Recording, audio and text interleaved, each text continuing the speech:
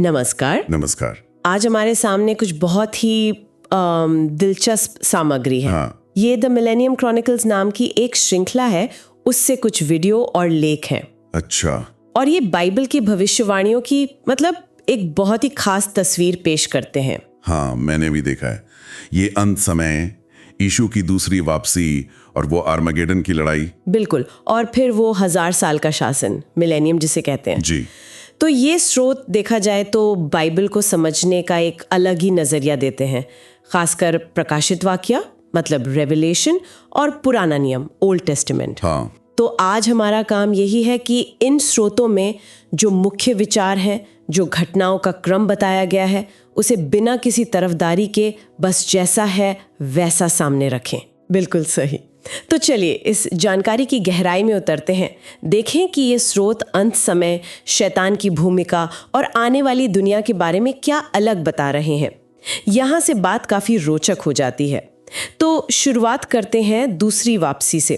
स्रोत कहते हैं कि अंत समय की बातों को समझने के लिए बाइबल के प्रतीकों को ठीक से समझना बहुत जरूरी है। हाँ, ये बहुत अहम है। जैसे एक दिलचस्प बात यह है कि ये सितारे फरिश्तों के प्रतीक हैं। ये कैसे? हाँ, ये एक मुख्य बिंदु है उनका। वो प्रकाशित वाक्य के कुछ हिस्सों को मतलब एक साथ जोड़कर देखते हैं। जैसे अध्याय 8 में लिखा है, एक बड़ा तारा स्वर्ग से गिरा। हाँ। और फिर अध्याय 12 में है कि शैतान की पूंछ ने 1/3 तारों को खींच लिया। अच्छा।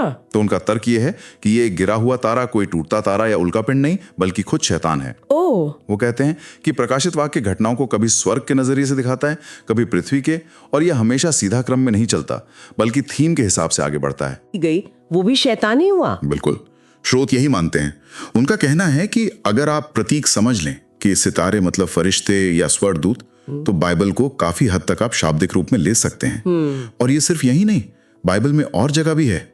जैसे यीशु के हाथ में 7 सितारे, वो 7 कलीसियाओं के दूत थे। सही कहा। और एक पर्दे का भी जिक्र है, कुछ ऐसा जो आध्यात्मिक दुनिया और हमारी दुनिया के बीच है। हाँ, स्रोत कहते हैं कि अभी एक तरह का पर्दा है, या यूं समझिए एक वन वे मिरर है। One way mirror. हाँ, मतलब हम उस पार नहीं देख सकते, पर दूसरी तरफ वाले ईश्वर और स्वर्गदूत वो हमें देख सकते हैं। अच्छा। जैसे शायद आदम और हव्वा पाप करने से पहले देख पाते थे। अच्छा। लेकिन जब यीशु की दूसरी वापसी होगी तो ये पर्दा हट जाएगा। हाँ? बाइबल कहती है ना, आकाश एक पुस्तक के समान हट जाएगा। हाँ, पढ़ा है। तो तब सब लोग बिना किसी रुकावट के यीशु को आते हुए देखेंगे, आग की लपटों में।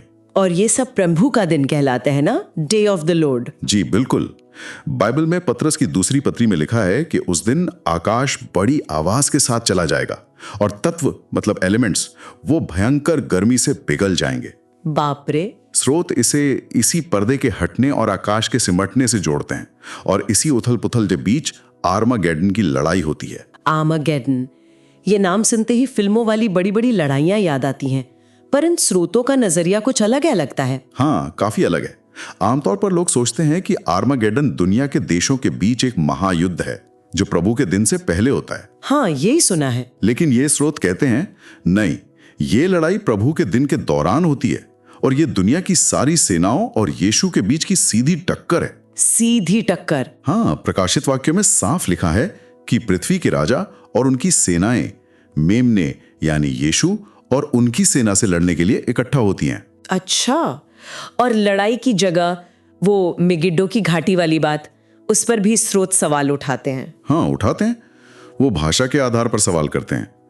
कहते हैं कि हिब्रू भाषा में हार मेगिड्डो मतलब मेगिड्डो का पहाड़ जैसी कोई जगह है ही नहीं। क्या मेगिड्डो में पहाड़ नहीं है? स्रोत तो यही कहते हैं कि वहां कोई पहाड़ नहीं है, और जो यूनानी शब्द है आर्मागेडन, उसका उच्चारण हिब्रू मेगिड्डो से ठीक से मेल नहीं खाता। तो फिर क्या, कोई और जगह?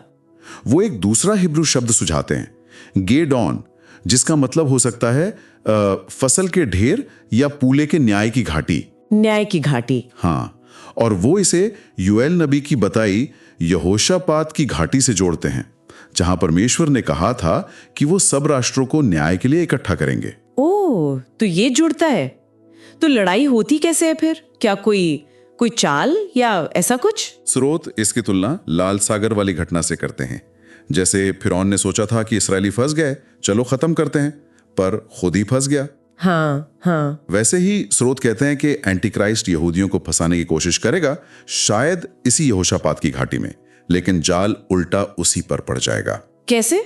जब यहूदी घिले होंगे तभी यीशु जैतून पहाड़ पर उतरेंगे और जकरिया नबी की किताब कहती है कि वो पहाड़ बीच से फट जाएगा, एक बड़ी घाटी बन जाएगी और यहूदी वहां से निकल जाएंगे? हाँ, जकरिया लिखते हैं कि तुम मेरे बनाए हुए पहाड़ों के बीच की घाटी से होकर भागोगे। उनके निकलने के बाद? हाँ, स्रोत बताते हैं कि यीशु अकेले ही एंटी क्राइस्ट की सेनाओं से लड़ेंगे। अकेले? हाँ, हालांकि जकरिया 12 में यहूदियों के लड़ने का भी जिक्र है, पर स्रोत जोर देते हैं कि मुख्य लड़ाई यीशु की है। वो इसे दाख रौंदने जैसा बताते हैं। उफ, लड़ाई का वर्णन भी काफी भयानक है, जैसे वो दाख रौंदना और खून का घोड़ों की लगाम तक पहुंचना। हाँ, बिल्कुल ग्राफिक। स्रोत यशाया 63 का हवाला देते हैं, जहां यीशु कहते हैं, मैंने अकेले ही दाख रौंदे हैं, उनका लहू मेरे कपड़ों पर छिड़का गया है। और वो मांस गलने वाली बात? हाँ, जकरिया 14 में लिखा है कि जो लोग यरूशलेम के खिलाफ लड़ेंगे उनका मांस खड़े खड़े गल जाएगा, उनकी आंखें, उनकी जीभ सब गल जाएंगी। क्या ये कोई परमाणु हमला है? स्रोत कहते हैं नहीं, ये परमाणु बम का असर नहीं, बल्कि यीशु की जो तेज प्रज्वलित बिजली जैसी उपस्थिति है उसके सीधे संपर्क में आने का नतीजा है। हबक्कूक नबी कहते हैं कि यीशु के हाथ से किरणें निकलती हैं। अच्छा। और दिलचस्प बात यह है कि यीशु अकेले लड़ते हैं। उनके अनुयायी, जिन्हें स्रोत हम कहते हैं, वो सिर्फ जय जयकार करते हैं, लड़ते नहीं। और ये सब शायद योम किप्पुर यानी प्रायश्चित के दिन होता है। हाँ, ऐसी संभावना स्रोत बताते हैं। ठीक है, तो इस भयानक लड़ाई के बाद शैतान का क्या होता है और फिर क्या शुरू होता है? आर्मागेडन के बाद, जैसा प्रकाशित वाक्य में है, शैतान को 1000 साल के लिए अथाह कुंड में बांध दिया जाता है। 1000 साल के लिए? हाँ, और यहीं से मिलेनियम यानी वो 1000 साल का शांतिपूर्ण राज शुरू होता है। लेकिन यहां भी स्रोत एक आम धारणा को चुनौती देते हैं। अच्छा, वो क्या है? आमतौर पर तो यही सोचते हैं कि मिलेनियम पृथ्वी पर 1000 साल का एक दौर है। हाँ, और उसके बाद नया स्वर्ग और नई पृथ्वी आते हैं। हाँ, सब कुछ बदल जाता है हमेशा के लिए। बिल्कुल, ज्यादातर लोग यही मानते हैं, लेकिन ये स्रोत ध्यान दिलाते हैं यशाया नबी की किताब के 65वें अध्याय पर। उसमें क्या है? वहां परमेश्वर कहते हैं, देखो मैं नया आकाश और नई पृथ्वी बनाता हूं। हाँ। लेकिन उसी अध्याय में आप थोड़ा आगे पढ़ें तो लिखा है कि उस नए दौर में भी 100 साल का पापी शापित होगा और बच्चा 100 साल का होकर मरेगा। अरे, लेकिन प्रकाशित वाक्य 21 में तो लिखा है कि मृत्यु नहीं रहेगी। ये तो विरोधाभास लगता है। हाँ, लगता तो है। तो ये विरोधाभास कैसे सुलझेगा? क्या ये दो अलग अलग समय हैं? स्रोत का तर्क है कि नहीं, ये दो अलग अलग युग नहीं है, ये एक ही युग का वर्णन है, मिलेनियम का। एक ही युग? हाँ, उनके अनुसार नया स्वर्ग और नई पृथ्वी मिलेनियम के बाद नहीं बल्कि उसकी शुरुआत में ही आ जाते हैं। शुरुआत में? जी। पृथ्वी नष्ट नहीं होती बल्कि उसका पुनर्जन्म होता है। मत्ती की किताब में इसके लिए एक यूनानी शब्द है पेलिंगेनेशिया, मतलब फिर से उत्पत्ति। पेलिंगेनेशिया, फिर से उत्पत्ति। हाँ, जैसे कोई व्यक्ति नया जन्म लेता है तो रहता तो वही है पर नया हो जाता है, वैसे ही पृथ्वी नई होगी पर होगी यही पृथ्वी। रोमियो की किताब भी कहती है कि सृष्टि खुद विनाश के बंधन से छुटकारा पाएगी। ये तो पूरी सोच ही बदल देता है। तो इस मिलेनियम में जो कि नई पृथ्वी पर हो रहा है, फिर जीवन कैसा होगा? कौन लोग होंगे वहां? स्रोत दो तरह के लोगों की बात करते हैं। पहले हैं अमर, मतलब इमॉर्टल्स। अमर? हाँ, ये वो लोग हैं जिन्होंने यीशु पर विश्वास किया और जिन्हें महिमा वाले नए शरीर मिल चुके हैं। स्रोत के लेखक और उनके पाठक खुद को इसी ग्रुप में देखते हैं। ठीक है, और दूसरे हैं नश्वर, मतलब मॉर्टल्स। ये वे लोग हैं जो अंत समय की घटनाओं और आर्मागेडन से बच निकले हैं और अभी भी अपने पुराने नश्वर शरीरों में हैं। ओह, तो अमर और नश्वर लोग एक साथ रहेंगे? हाँ, स्रोत यही बताते हैं। तो अमर लोगों का जीवन कैसा होगा? क्या वो सच में सितारों की तरह चमकेंगे? हाँ, दानियल और मत्ती की किताबों का हवाला देकर स्रोत कहते हैं कि धर्मी लोग सूरज की तरह चमकेंगे। उनके पास गजब के नए शरीर होंगे। वो शादी नहीं करेंगे। अच्छा। और वो यीशु के साथ राज करेंगे और उन्हें उनके कामों का इनाम मिलेगा, सोना, चांदी, कीमती पत्थर या फिर लकड़ी, घास फूस जिसे आग परखेगी। और नश्वर लोगों का क्या उन्हें मरना पड़ेगा, जैसा यशाया ने कहा था? 100 साल वाली बात। यशाया 65 के अनुसार हाँ, नश्वर लोगों के लिए मृत्यु संभव होगी, लेकिन उम्र बहुत लंबी होगी। 100 साल का इंसान जवान माना जाएगा। लेकिन फिर भी मृत्यु? हाँ, पर उनके लिए एक जीवन देने वाली नदी होगी। यह एजेकियल और प्रकाशित वाक्य दोनों में इसका जिक्र है। और जीवन का पेड़ भी होगा। जीवन का पेड़? हाँ, जिसके पत्ते राष्ट्रों को चंगा करने के लिए होंगे। स्रोत कहते हैं कि शायद ये उन्हें धीरे धीरे बदलने और शुद्ध करने में मदद करेगा। अच्छा, और दुनिया का माहौल कैसा होगा? आज की तरह भाग दौड़, टेक्नोलॉजी, पैसा? नहीं, स्रोत बताते हैं कि जीवन बहुत सरल और शांत होगा। न ज्यादा सर्दी, न ज्यादा गर्मी। तो हीटर, एसी की क्या जरूरत? सही बात है। बीमारियां नहीं होंगी, अपराध नहीं होंगे, युद्ध नहीं होंगे। तो फिर डॉक्टर, वकील, पुलिस, हथियार बनाने वाले कारखाने, इनकी भी जरूरत नहीं। तो लोग करेंगे क्या? घर बनाएंगे, खेती करेंगे, शांति से रहेंगे। संचार का तरीका भी शायद अलग हो। स्रोत विचार मेल यानी थॉट मेल का अंदाजा लगाता है। विचार मेल? वाह! और पैसे की जरूरत नहीं होगी? नहीं, क्योंकि खाने पीने की चीजें और बाकी संसाधन बहुतायत में होंगे। ये तो वाकई स्वर्ग जैसा लगता है। लेकिन क्या कोई शर्त भी है, खासकर नश्वर लोगों के लिए? वो यरूशलेम जाने वाली बात। हाँ, वो जकरिया 14 में है कि दुनिया के सभी बचे हुए राष्ट्रों के लोगों को हर साल यरूशलेम जाना होगा। हर साल? क्यों? राजा यानी यीशु की आराधना करने और झोपड़ियों का पर्व, जिसे फीस्ट ऑफ टैबरनेकल्स या सुकोत कहते हैं, वो मनाने के लिए। और अगर कोई ना जाए तो जकरिया कहते हैं कि उनके यहाँ बारिश नहीं होगी। स्रोत इसे सजा नहीं मानते, बल्कि एक याद दिलाने वाला संकेत मानते हैं कि सारी आशीषें कहां से आ रही हैं। पर यह इस बात का भी इशारा है कि शायद सब लोग पूरी तरह समर्पित नहीं होंगे और अंत में कुछ लोग विद्रोह कर सकते हैं। अच्छा, शासन का केंद्र यरूशलेम होगा। क्या स्रोत नए यरूशलेम के बारे में भी कुछ बताते हैं? क्या वो सचमुच का शहर है या कोई प्रतीक? नहीं, स्रोत उसे बिल्कुल वास्तविक भौतिक शहर मानते हैं जो स्वर्ग से पृथ्वी पर उतरता है। प्रकाशित वाक्य में इसका पूरा वर्णन है। कहाँ उतरता है? सिय्योन पर्वत पर, और उसे आकार में एक बहुत बड़े पिरामिड जैसा बताया गया है। पिरामिड जैसा? हाँ, स्रोत तो ये भी कहते हैं कि शैतान ने जो दुनिया भर में पिरामिड बनवाए, वो इसी असली स्वर्गीय शहर की नकल करने की कोशिश थी। ये तो बहुत ही अलग बात है। और इसका आकार प्रकाशित वाक्य में जो माप दिए हैं 12,000 स्टेडिया, वो तो बहुत ही ज्यादा है। हाँ, करीब 1380 मील या 2200 किलोमीटर। ज्यादातर लोग इसे शहर की लंबाई, चौड़ाई और ऊंचाई मानते हैं, मतलब एक क्यूब। हाँ, लेकिन स्रोत इसकी एक अलग व्याख्या देते हैं। वो मानते हैं कि ये पिरामिड के 8 किनारों की कुल लंबाई है। 8 किनारे? पिरामिड के तो 4 होते हैं। ओ, बेस के 4 और ऊपर जाने वाले 4। हाँ, तो इस हिसाब से हर किनारा लगभग 172.5 मील या 777 किलोमीटर का होता है। वो इसकी तुलना यहेजकेल नबी के वर्णन से करते हैं और मानते हैं कि दोनों एक ही शहर की बात कर रहे हैं। दिलचस्प। और शहर की बनाना दरवाजे, इजराइल के 12 गोत्रों के नाम पर, दीवारें कीमती रत्नों की। जी हाँ, और ये बातें यहेजकेल और प्रकाशित वाक्य दोनों में मिलती हैं।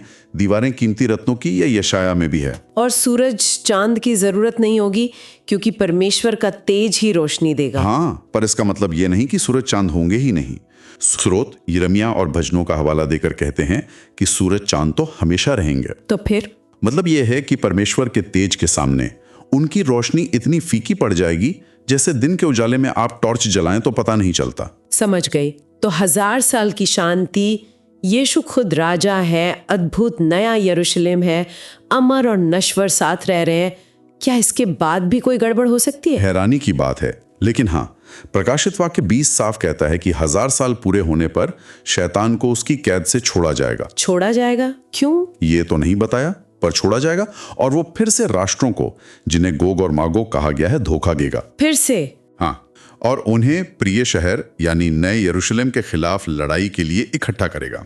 उनकी संख्या समुद्र की रेत के बराबर होगी। लेकिन क्यों 1000 साल तक शांति में रहने के बाद, यीशु को देखने के बाद भी लोग शैतान के पीछे क्यों चलेंगे? ये बात समझ नहीं आती। मुश्किल तो है समझना, पर स्रोत इसके लिए यिर्मयाह नबी की बात याद दिलाते हैं। मनुष्य का मन सब बातों से बढ़कर धोखेबाज है। और भजन संहिता में विद्रोही क्या कहते हैं?